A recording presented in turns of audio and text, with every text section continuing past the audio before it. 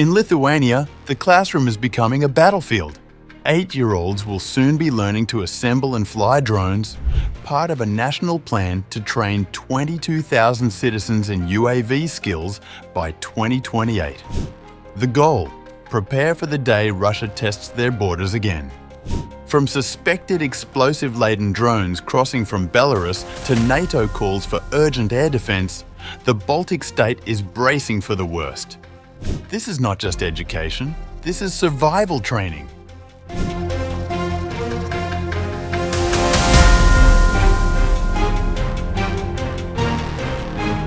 Lithuania is turning to the classroom to bolster national security. Children in Lithuania, according to a report by The Guardian, are to be taught how to build and operate drones as part of the small Baltic countries' efforts to build capacity to deal with any future threat from Russia. The Lithuanian government on August 12th said it hoped to teach more than 22,000 people, including schoolchildren, drone skills as part of an attempt to expand civil resistance training in a joint initiative by the Defense and Education Ministries. According to a joint statement from the Lithuanian Defense and Education Ministries, the initiative is part of an effort to expand civil resistance training, tailoring lessons to different age groups. 3rd and 4th grade students, aged 8 to 10, will learn to assemble and pilot simple drones. Older students in secondary schools will go further, designing and manufacturing drone parts, building more advanced UAVs, and practicing complex flight operations. Lithuania's Defense Minister Dovydas Šakalys detailed the scale of the plan. We plan that 15,500 adults and 7,000 children will acquire drone control skills by 2028. In September, we will open drone control centers in Jonava, Torage, and Kaliningrad, and we will open 6 more drone training centers in other regions of Lithuania by 2028. The program will be led by the Lithuanian Riflemen's Union, in partnership with the Lithuanian Non-Formal Education Agency, bringing drone lessons directly into primary and secondary schools. To make it happen, Lithuania will invest €3.3 million in specialist gear. That includes both indoor and outdoor first-person view drones, control and video transmission systems, and even a mobile app for UAV training. Officials say the aim is to embed unmanned aerial vehicle skills into civilian life, creating a population more resilient in a potential conflict. This is not just about flying drones, it's about understanding the technology, a capability Lithuania views as critical in an era where UAVs have reshaped battlefields from Ukraine to the Middle East. The decision comes against a tense security backdrop. Lithuania has already expanded its use of UAVs for border monitoring and counter-drone operations, especially after 2 incidents in July when suspected Russian drones crossed from Belarus into Lithuanian territory.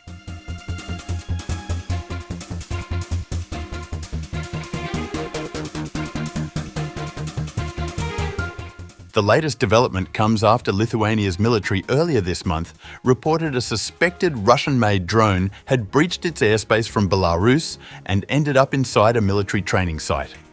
The Lithuanian military in a statement had said, "Based on preliminary information, it appears to be a Gerbera drone, but the details are still being verified." Gerbera-type drones are often deployed by Russia and Ukraine, used as decoys to overwhelm or distract air defense systems. The drone was spotted by eyewitnesses over parts of the country's capital Vilnius and was eventually found in a military training area on August 1st. Lithuanian military authorities recovered the drone at the Gyziūnai training grounds near the town of Rukla, which also hosts a NATO multinational battalion. Mindaugas. Sinkevičius, acting head of Lithuania's ruling Social Democratic Party, didn't mince words. He told reporters, citing the sensitive location where the drone was found, "I consider it a provocation." Lithuania, meanwhile, on August 5th, asked NATO for immediate measures to bolster its air defences after revealing that the Russian drone that flew into the Baltic state was carrying explosives. Foreign Minister Kęstutis Budrys wrote on X that he and Defence Minister Dovydas Šakalys had written to NATO Chief Mark Rutte to ask for immediate measures to enhance air defence capabilities in Lithuania. Last Monday, a Russian military drone violated Lithuanian airspace. This marks the second such incident in less than a month. Similar airspace violations have also been reported recently by other allies. These repeated incidents represent an alarming sign of the spillover of Russia's aggression against Ukraine onto NATO territory.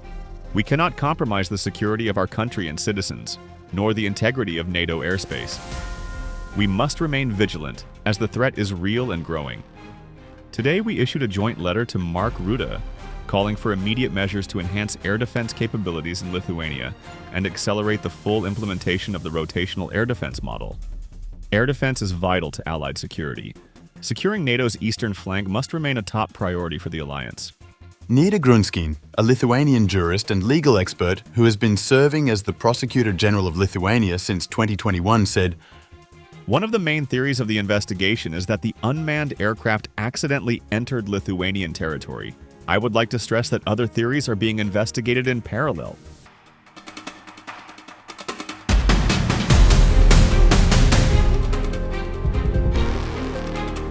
Meanwhile, in Lithuania, the fear of war with Russia lurks just around the corner.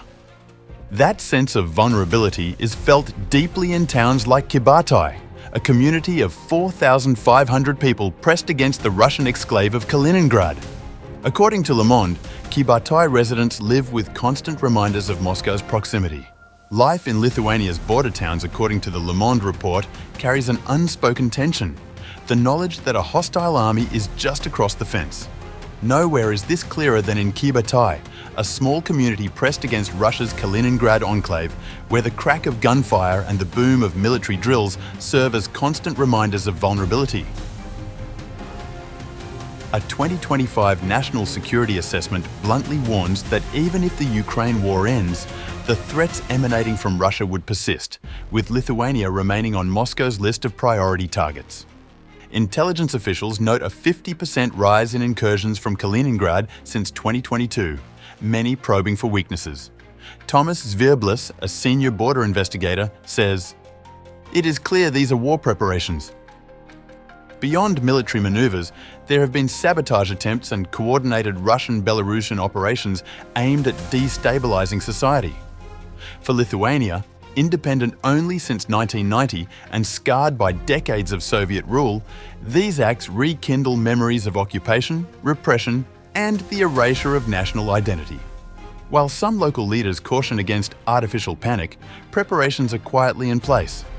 Evacuation routes, cellar shelters, and, as of May, a €1.1 billion plan to fortify borders with mines and barriers. Putin's open nostalgia for the USSR deepens the unease. Zvirblis says, "What we do here is try to hold the border of Europe. You must remember this if our children need to flee to the West. They will need you." In Lithuania, war is not inevitable, but history and geography make it impossible to ignore.